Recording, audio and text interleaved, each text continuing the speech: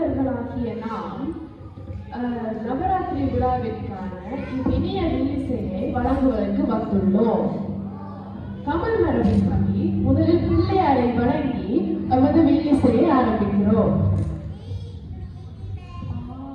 ஆனைமுகன் ஆறுமுகன் அம்பிகை பொன்னம் பலவன் ஞானகுரு பாரிபதம் நாடு சந்திரசோமன் சொல்லியே சொல்வார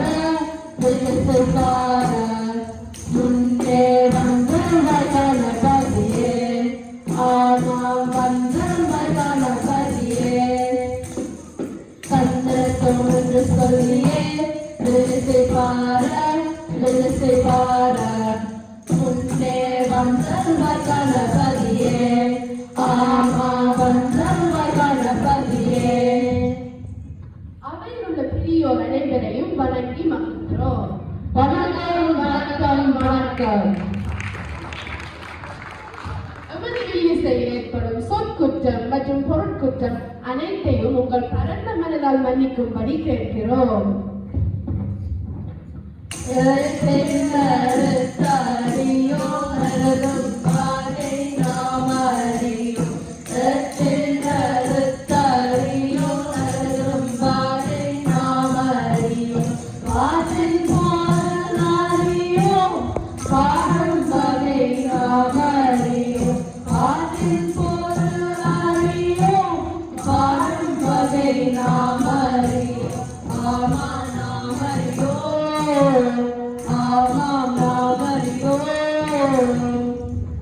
என்ன கதை சொல்ல போகிறீர்கள்? எனக்கு ஆர்வத்தை அடக்க முடியவில்லை. எமது செம்மொழியாம் தமிழ் மொழியில் சொல்வதற்கு பல கதைகள் உள்ளன. எல்லாவற்றையும் சொல்வதற்கும் கேட்பதற்கும் நமக்கு வாழ்நாள் போராது. ஏனங்களுக்கு தமிழ் மொழியில் எவ்வளவு காதல்? அமுதே தமிழே அழகிய மொழியே அமுதே தமிழே அழகிய மொழியே சுகம் பல தரும் தமிழ்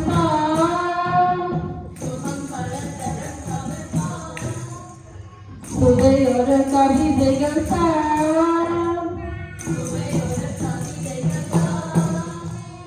தமிழே நாளும் நீ காது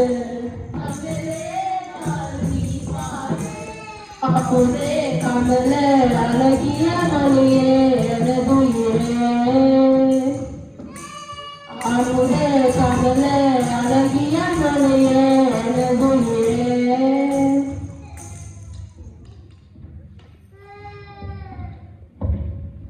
கல் தோன்றி மண் தோன்ற காலத்தில் வாளோட முன் தோன்றி மூத்த குடி என்று புறப்பொருள் வெண்பாமாலையில் கூறியுள்ளது. இன்று கீழடி ஆய்வுகள் தமிழறிவதும் தமிழ் மொழியின் தோற்றத்தையும் நன்கு கூறுகிறார்கள்.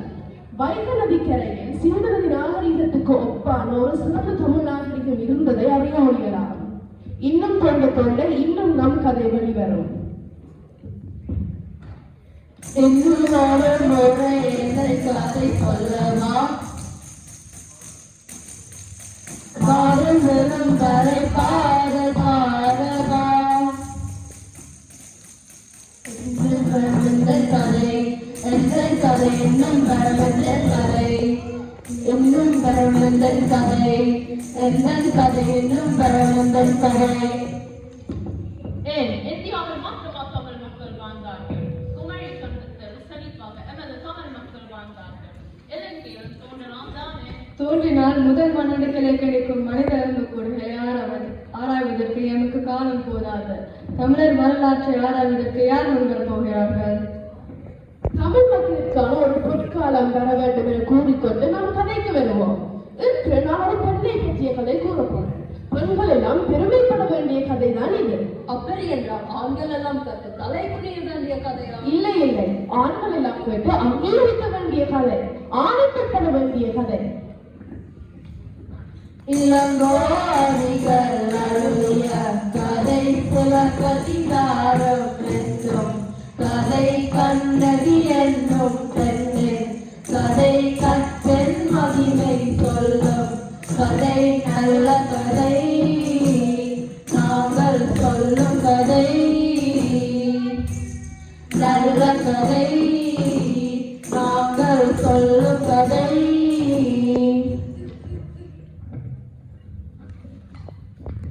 எங்கள் தமிழ் அன்னைக்கு நாம் 5 நகைகள் அழகு பார்த்தோம். எனக்கு நகை என்றால் கொல்ல ஆசை. என்ன நகை போட்டீர்கள்? மூக்குமணி அத்தியல் தோடு இப்படி ஏதாவது தான்.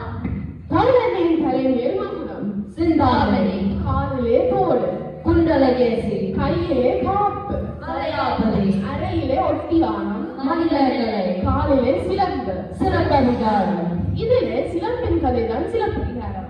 கண்ணகி என்னும் பெண்ணின் இந்த சிலம்பின் கதைதான் சிலப்பதிகாரம். யார் அந்த கண்ணகி? எப்படி இருப்பாள்? செந்தமிழ் தேன்மொழியா நிலாவன சிரிக்கும் மலர் கொடியா நிலாவன சிரிக்கும் மலர் கொடியா பெண்ணுக்கு பெண்ணே பேராசை கொண்டும் பேரழகெல்லாம் படைத்தவரும் இவர் செந்தமிழ் தேன்மொழியா நிலாவன சிரிக்கும் மலர் கொடியா நிலாவன சிரிக்கும் மலர் கொடியா.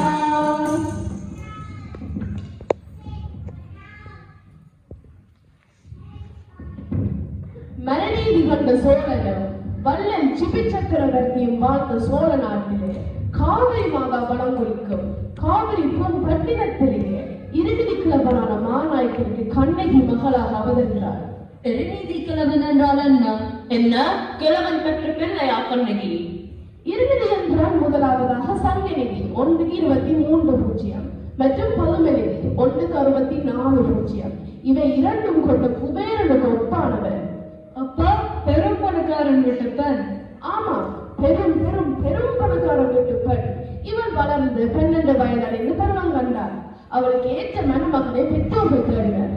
என்ன 12 வயதில் கல்யாணமா? ஆமா, நான் சொல்ல கதை 2000 வருடங்களுக்கு மேற்பட்ட கதை. சரி சரி, மாப்பிள்ளை பற்றி சொல்லுங்க.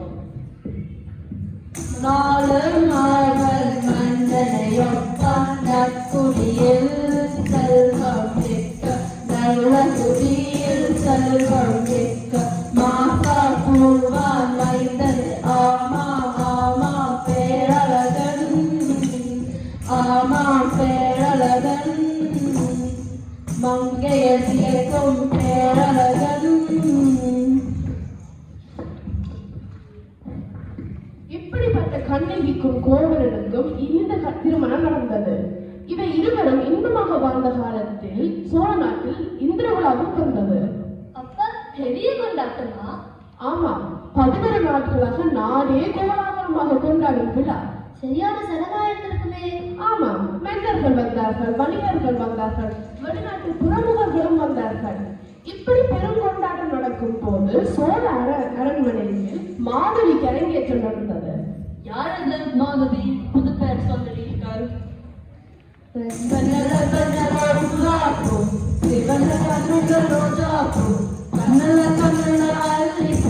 சிரிக்கும் மல்லிகை பூ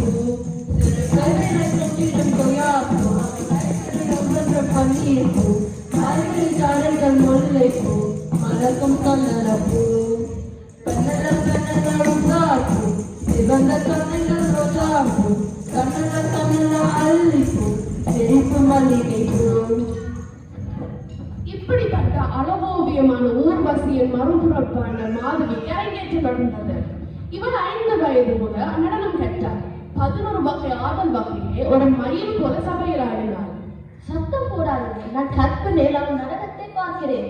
இவ்வாறுதான் எல்லோர் மனதிலும் இணைக்க மறந்தனர். எல்லோரும் கற்பனை உலகத்தில் மிதந்தனர். கோவலன் கூட தன்னிலை மறந்து ரசித்தார். சரியாய் போய்விட்டது. கண்ணகி அனுப்பியிருக்க கூடாது.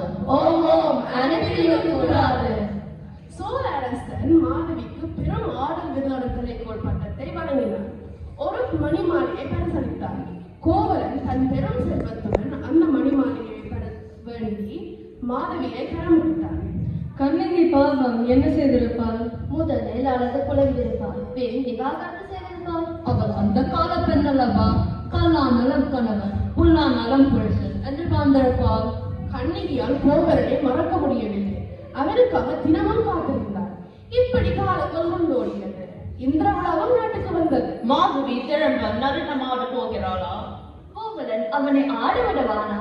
மாதவி நடனமாடவில்லை. இருவரும் கடற்கரையில் கூடாரம் அமைத்து இன்பமாக பொழுதுபோக்கினர். கோவலன் ஒரு யாழை எடுத்து சோழ அரசரை புகழ்ந்து பாடத் தொடங்கினான். அவள் ஊர்வினை யாழை மேலேறியது. என்ன நடந்தது? மாதவி யாழை வாங்கினாள். காவிரி மாதவை புகழ்ந்து பாடத் தொடங்கினாள். சோழ அரசன் செய்வது எல்லாவற்றையும் காவிரி ஆற்று தாங்கிக் கொள்வது போல ஆண்கள் செய்வது எல்லாவற்றையும் பெண்கள் தாங்கிக் கொள்வார்கள் என்று பொருள்பட பாடத் தொடங்கினார். அது கோவலன் மட்டுமல்ல, ஒரு ஆண்களுக்கும் பிடிக்காது. ஆமா, ஒரு ஆண்களுக்கும் பிடிக்காது. கோவலன் மாதவியின் குலத்தை இழித்து கூறி அவளை விட்டு அகன்றான். இனி எங்கே போகிறாள்? கண்ணகியிடம் தான் போகலாம், வேற எங்க போக முடியும்? மன்னிக்க மாட்டாயா உன் மனமிறங்கி, மன்னிக்க மாட்டாயா உன் மனமிறங்கி, நீ ஒரு பேதை நான் ஒரு பேதை, மன்னிக்க மாட்டாயா உன் மனமிறங்கி, நான் செய்த சோதனை நீ பட்ட வேதனை, மன்னிக்க மாட்டாயா உன் மனமிறங்கி. கண்ணகி கோவலனை மன்னித்தாளா அல்லது கல்லை போட்டி கொண்டு விட்டாளா? கண்ணகி கோவலன் செய்த எல்லாவற்றையும் மன்னித்தார், ஒரு விடயத்தை தவிர. என்னென்ன பிரியம்? எல்லாவற்றையும் பெற முக்கியமான பிரியம் அது. கோவலன் இல்லாத காலத்தில் கண்ணகியால் எந்தவித விருந்தோம்பலோ அறக்காரியங்களோ செய்ய முடியவில்லை. அது அவளால் மன்னிக்கவே முடியவில்லை. ஓஹோ, ஆண்மக்கள் இல்லாத பெண்கள் உறவிழந்தினரும் ஏன் பிச்சைக்காரன் கூட வரமாட்டார்கள். இது தமிழரின் பண்பாடு. ஓஹோ, இது தமிழர் பண்பாடு. எல்லா செல்வங்களை உணர்ந்து வந்த கணவரை அழைத்துக் கொண்டு பாண்டிய நாட்டுக்கு சென்றான் கண்ணகி. அங்காவது அவனுக்கு நல்ல வாழ்வு கிடைக்கும் என்று மனக்கோட்டை கட்டினான். உள்ளூரில் இருந்தால் ஆட்களுக்கு திப்புக்கும் கதைகளுக்கும் பதில் சொல்ல வேண்டுமே. ஆமா, உண்மைதான்.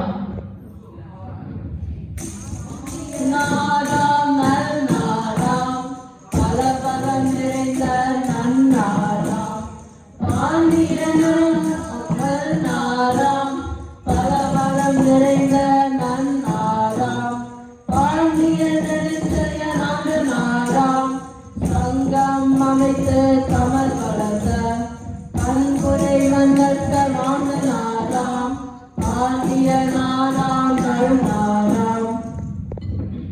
பாண்டிய நாட்டை பாண்டியர்களும் சொல்லி நீதி தவறாத ஆட்சி பொறுத்தார். கண்ணகியும் கோவலனும் பாண்டிய நாட்டின் மதுரை மாநகருக்கு சென்றார்கள். ஆனால் அங்கே அவர்களை வறுமை வாட்டியது. கண்ணகி தன் காட்சியத்தில் ஒன்றை கலட்டி கொடுத்து கோவலனிடம் புத்தி வரும்படி கேட்டார். நல்ல மனைவியாக இருக்கு. தங்கள் நகை சேர்ப்பது ஆண்களுக்கு தேவைப்படும் போது கொடுக்கத்தானே. ஆமாம், கொடுத்தான். கோவலன் காட்சியத்தை பெற்றான். ஒரு பொற்கொள்ளிடம் கொடுத்து அதற்கு பணம் தருமாறு கேட்டான். அந்த காலத்தில் அரசியின் காட்சியப்பு களவு போயிருந்தது. பொற்கொள்ளிற்கு இது அரசியின் காட்சியம்போ என்ற சந்தேகம் வந்தது. கோவலனை கடையில் அமரவிட்டு இரகசியமாக மன்னரிடம் போய் முறையிட்டார். மன்னன் ஆராயாமல் அவனை கொன்று சிலம்பை கொண்டு வருமாறு காவலாளர்களை அனுப்பினர். ஒரு கணத்தில் கட்டளை நிறைவேற்றப்பட்டது. அப்படி என்றால் கோவலன் இழந்து பெற்றானா? அடப்பாவினே. சீர்பெரும் மதுரை நகரில் சிலம்பத விற்க சென்றேன், கல்வனென்று கொன்றனரோ கனவாய் உன்னை கல்வனென்று கொன்றனரோ. கண்ணகி கோவலன் இறந்த செய்தியை அறிந்தாள். கதறினாள், குமுறினாள். விடமாட்டேன் விடமாட்டேன் என்றாள் கண்ணகி. பாண்டிய அரண்மனைக்கு சென்றான். பெண்ணே நீ யாரு, எங்கிருந்து இங்கு வந்தாய்? பெண்ணே நீ யாரு, எங்கிருந்து இங்கு வந்தாய்? நீ வழியும் கண்களுடன் எங்குள்ளே நிற்பவள நீ யாரு? நீ வழியும் கண்களுடன் எங்குள்ளே நிற்பவள நீ யாரு? கண்ணகி என்ற பேரு, சோழ நாடு என்ற நூறு. கண்ணகி என்ற பேரு, சோழ நாடு என்ற நூறு. என்னானவன் கோவலனை கொன்றதனாலிங்கு வந்தன் மன்னா என்னானவன் கோவலனை கொன்றதனாலிங்கு வந்தன் மன்னா பெண்ணே கல்வனை கொள்வது கொடுமையாகாது. ஆராய் உணராத வேட்டை என் கணவன் கல்வன் அல்ல. எப்படி? இதோ என் காய்ச்சலில் உள்ளது மாணிக்கம். அரசே, அரசியின் காய்ச்சலில் உள்ளது யாது? இதோ என் மனைவியின் காய்ச்சலில் உள்ளது முத்துகள். உடனே கண்ணகி தன் காய்ச்சலை சபை நடுவே வீசி எறிந்தாள்.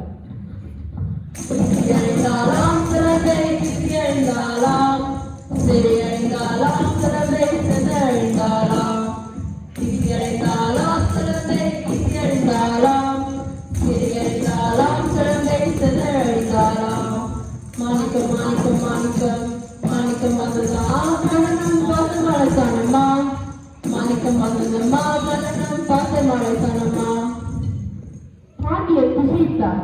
பொற்கொள்ளன் சொல்வது ஆராயாமல் கோவலனை கொன்று விட்டேனே, நானே கல்வன், நான் தவறு இழந்து விட்டேன் என்று அப்படத்திலே விழுந்துறாந்தார். இதை கண்ட கோபுரத்தேவி நிலை உழைத்தாள். அவளும் அப்படத்திலே விழுந்து மாண்டாள். கண்ணகியின் கோபத்தால் மதுரை மாநகரை பெற்றெறிந்தது. என்ன எல்லாம் முடிந்து விட்டது.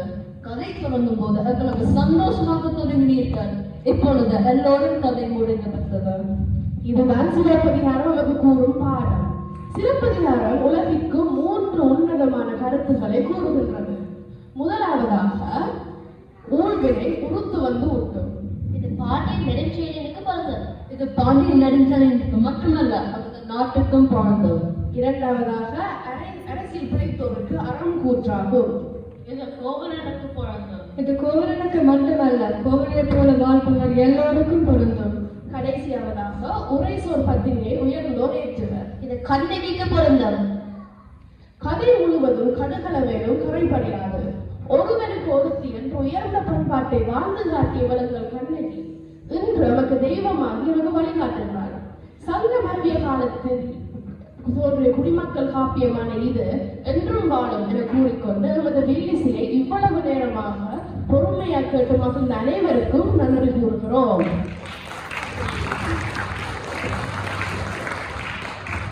வாலியவே பலாது காலம் வாலிய வாலிய வாலியவே வாலியவே பலாது காலம் வாலிய வாலிய வாலியவே வாலிய வாலிய வாலியவே வாலிய வாலிய வாலியவே மங்களம் மங்களம் சுப மங்களம் மங்களம் மங்களம் சுப மங்களம்.